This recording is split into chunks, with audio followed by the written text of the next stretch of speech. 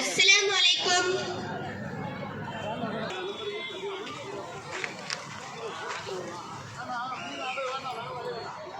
பொண்ணு ஒன்றும் சொல்ற அளவுக்கு அழகில்லை, கொஞ்சம் குள்ளமாக தான் இருக்கு. சரி பார்ப்போம், நம்ம மற்ற விஷயத்த பேசலாம். இங்கே பாருங்கம்மா, நான் சுற்றி வளைச்சி பேசுறதில்ல. நாங்கள் கௌரவமான குடும்பத்திலேருந்து பொண்ணு கேட்டு வரோம். என்னோட உறவினர்கள் எல்லாம் வசதியான குடும்பத்தை சேர்ந்தவங்க. அதனால இந்த கல்யாணம் ஆடம்பரமாக தான் நடக்கும். அம்மா, தமிழ்நாடு ஜவுதீத் ஜமாத் வடசென்னை மாவட்டம் மிக பிரம்மாண்டமாக மாநாடு நடைபெறுகிறது. பெரம்பூர் இருக்குது அப்படின்னு சொல்லியிருக்காங்க. அதெல்லாம் சரிதான். ஆனால் இது பாருங்கம்மா, என்னுடைய 110 BMW காரு சீர்வரிசையில் கொண்டு வந்தா. வளைந்த எலும்பை கொண்டு படைக்கப்பட்டிருக்கிறார். இந்த எலும்புல வளைந்த கொஞ்சம் மேலான பகுதியா இருக்கும். எல்லாத்தையும் நீ சமப்படுத்த வேண்டும் என்று நீ நினைத்தால்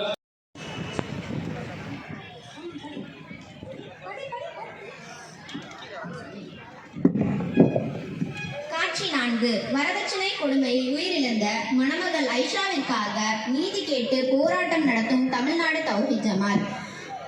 பங்கு பெறுவோர் சகோதரி சுமையா, சனா, ஐஷாவின் தாயார் மற்றும் தௌஹீத் ஜமாத்தினர். அஸ்ஸலாமு அலைக்கும் வரஹ்மத்துல்லாஹி வபரகாத்துஹு. வரதட்சணை சுமையால் உயிரிழந்த ஐஷாவின் இழப்பிற்கு நாம் வருத்தப்படுகின்றோம். இது ஒரு தனி மனித சோகம் அல்ல. ஒவ்வொரு நாளும் நம் மார்க்கத்திற்கு எதிரான பேராசை மற்றும் பொருளாசையால் கட்டப்பட்ட திருமணங்களுக்கு மகள்கள் விற்கப்படுகிறார்கள். இஸ்லாம் பெண்களை பாதுகாக்கவும் பரஸ்பர மரியாதை மற்றும் அன்பின் அடிப்படையில் திருமணங்களை நடத்த கற்றுக் கொடுக்கிறது. அன்பார்ந்த பெற்றோர்களை வரதட்சணை கொடுக்கவோ வாங்கவோ வற்புறுத்தாதீர்கள். அல்லாஹ்வும் அவனுடைய தூதரின் கட்டளைப்படி திருமணங்களை நிச்சயம் செய்யுங்கள். இவ்வுலக வாழ்வை விட மறுமைக்கு முக்கியத்துவம் கொடுக்கும் வரங்களை தேடுங்கள். இன்னும் அல்லாஹ் தன் திருமறையில் கூறுகிறான், பெண்களுக்கு அவர்களின் மனக்கொடைகளை கட்டாயமாக கொடுத்து விடுங்கள். அவர்களாக மனமும் வந்து அதிலிருந்து ஏதேனும் விட்டு தந்தால் மனநிறைவுடனும் மகிழ்வுடனும் அதை உண்ணுங்கள். மகர் என்பது இவர்கள் போடும் பிச்சை காசு அல்ல. திருமணம் செய்வதற்காக மணமகன் மணமகளுக்கு வழங்கும் மனக்கொடையே மகராகும். இன்னும் நபி ஸல்லல்லாஹு அலைஹி வஸல்லம் அவர்களுடைய சொல், செயல், அங்கீகாரம், இதை தானே நாம் ஹதீஸ் என்று கூறுகிறோம். சரி, நபி ஸல்லல்லாஹு அலைஹி வஸல்லம் அவர்கள் அப்துர் ரஹ்மான் பின் அவுஃப் என்னும் சஹாபியை பார்த்து தானே திருமணம் முடிந்து விட்டதா? அப்படி என்றால் ஒரு ஆட்டை அறுத்து வலிமா விருந்து கொடுங்கள் என்று கூறினார்கள். எந்த ஒரு பெண்ணையாவது பார்த்து நபி ஸல்லல்லாஹு அலைஹி வஸல்லம் அவர்கள் வலிமா கொடுங்கள் என்று கூறினார்களா? அப்படி என்றால் குர்ஆன் வசனத்தையும் ஏற்றுக்க மாட்டீங்க, ஹதீஸையும் ஏற்றுக்க மாட்டீங்க. உங்கள் மனோ இச்சையை கேட்கக்கூடியவர்களா தான் இருக்கீங்க. என் தோழி ஐஷா இந்த சமுதாயத்துக்கு விட்டு சென்ற இறுதி வார்த்தைகள். இறுதி பேருரையை ரொம்ப முக்கியமாக நமக்கு சொல்லியிருக்கிறார். ஆண்களுக்கு ரொம்ப அடிப்படையான பல விஷயங்களை அந்த இடத்திலே நபிகளார் அவர்கள் சொன்னார்கள். அதில் திரும்ப உறவுகளை பற்றி சொல்லும் பொழுது வத்தகுல்லாஹ ஃபின் நிசா, பெண்கள் விஷயத்தில் அல்லாஹுவை அஞ்சிக் கொள்ளுங்கள்.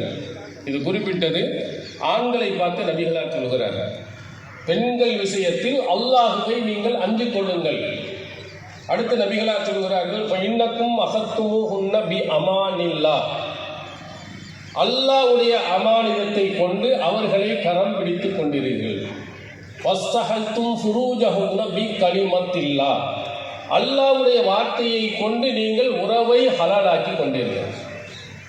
எவ்வளவு ரொம்ப முக்கியமான வார்த்தை என்று பாருங்கள். அல்லாஹ் அந்த பெண்ணை நீங்கள் கரம் பிடித்தது அல்லாஹ்வுடைய அமானிதத்தை கொண்டு, நீங்கள் உறவை ஹலாலாக்கியது அல்லாஹ்வின் வார்த்தையை கொண்டு. எல்லாத்தையும் சுற்றி அல்லாஹ் நிற்கிறான். நீ திருமணம்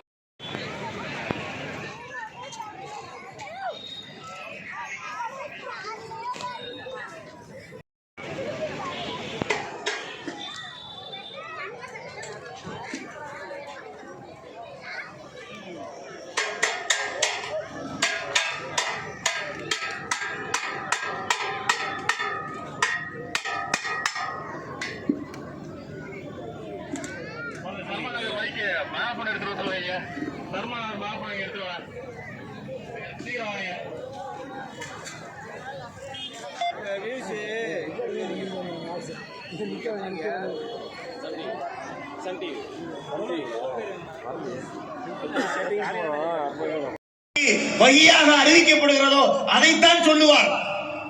அல்லாஹ் ஒரு உறுதி கொடுக்கிறான். இந்த இறை தூதர் மனோயிச்சைப்படி பேச மாட்டார், அவரா இதை சொல்ல மாட்டார். அவருக்கு என்ன செய்தியாக அறிவிக்கப்படுது அப்படின்னு அர்த்தம், அல்லாஹ்விடத்தில் இருந்து நபிகள் நாயகத்துக்கு மெசேஜ் வரும், அந்த செய்தியைத்தான் அவர் பேசுவார்.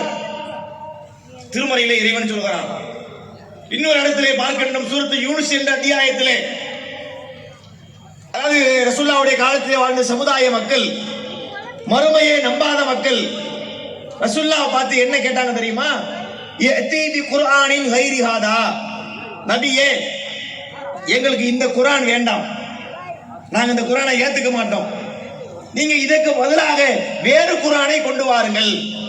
அவ் பத்தில்ஹு, அல்லது அந்த குர்ஆன்ல கொஞ்சத்தை சட்டங்களை மாத்துங்க, ஒண்ணு வேற முழு குர்ஆனை கொண்டு வந்துடணும், இந்த குர்ஆனை தூக்கி எறிந்து வேற குர்ஆனை கொண்டு வரணும், இல்லை என்றால் அதிலே சிலவற்றை மாற்றுங்கள் என்று ரசூலுல்லாஹ்விடத்திலே சொல்கின்றார்கள்.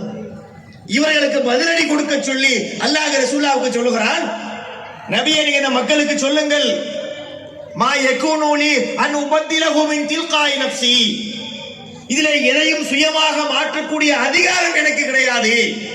நல்லா கவனிக்கணும், ஒரு அஜரத்தை பத்தி இங்க பேசல, ஒரு ஜமாத்துடைய தலைவரை பத்தி பேசல, ஒரு ஊர் பெரியவரை பத்தி பேசல, ரஹ்மத்துன் லில் ஆலமீன், அகிலத்துக்கு அருட்கொடையாக சொல்லப்பட்ட நபியை பற்றி இறைவன் பேசுகிறான்.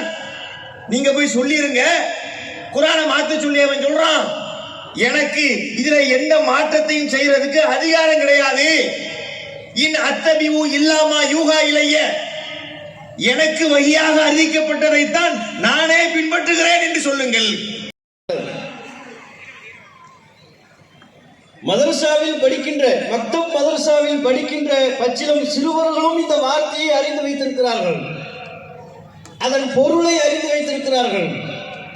இதுவே 40 வருடங்களுக்கு முன்பு தமிழகத்தில் உள்ள முஸ்லிம்களிடத்திலே தௌஹீத் என்கிற இந்த வார்த்தை அறியப்பட்ட ஒரு வார்த்தையாக இருந்ததால் இந்த வார்த்தையவே அவர்கள் அறிந்தவர்களாக இல்லை. இஸ்லாமிய மார்க்க விழிப்புணர்வு இன்றைக்கு முஸ்லிம்களிடத்திலே எப்படிப்பட்ட ஒரு விழிப்புணர்வு இருக்கின்றதோ, இது 40 வருடங்களுக்கு முன்பு முஸ்லிம்களிடத்தில் இருந்ததால் கண்டதே காட்சி கொண்டதே கோலம் என்பார்களே, அதுபோல் எதை எடுத்தாலும் மார்க்கம் என்று அவர்கள் விளங்கி வைத்திருந்தார்கள். குர்ஆன் ஹதீஸ் என்கிற இந்த வார்த்தையெல்லாம் அவர்கள் செவிமடுப்பதே இல்லை. குர்ஆன் என்கிற வார்த்தையை பற்றியாவது கேள்விப்பட்டிருப்பார்கள், ஹதீஸ் என்கிற அந்த வார்த்தையை அவர்கள் கேட்டிருப்பார்களா?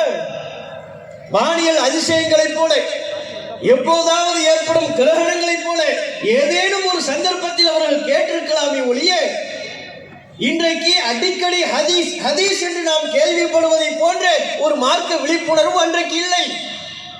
பள்ளிவாசலுக்கு கீழே சிவன் கோயில் இருந்தது என்று ஒருவர் வழக்கு தொடர்கிறார். வழக்கு தொடர்ந்தால் என்ன சொல்லி இருக்க வேண்டும்?